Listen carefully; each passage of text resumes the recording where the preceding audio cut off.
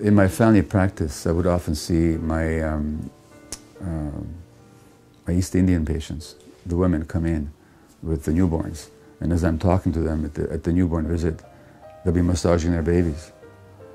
And I'll be asking them, what are you doing? Say, oh, we're doing baby massage. This is traditionally done in India. And those babies are in total bliss, you know, and the mother's talking to me about kneading the baby and, you know, touching them.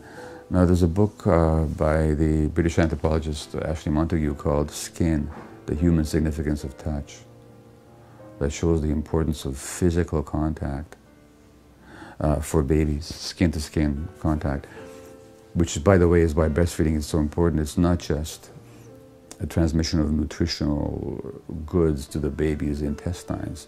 It's also the physical touch that matters so much, which is very different from the average bottle-fed situation. In any case, that close physical contact with the baby not only benefits the baby, and we know that it does, it promotes brain development and release of hormones and all, but it also releases bonding hormones in the mother, and it helps to trigger her own mothering instincts.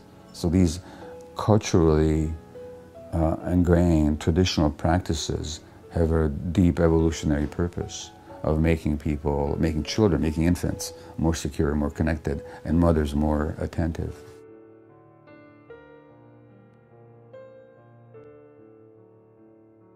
For women who are abused, touch tends to be a negative experience.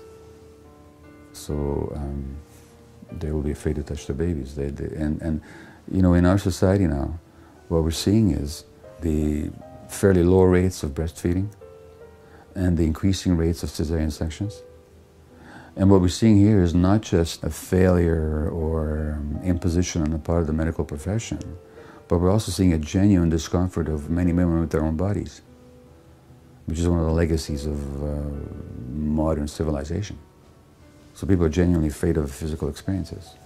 They're afraid of birth, they're afraid of breastfeeding. It doesn't feel right to them.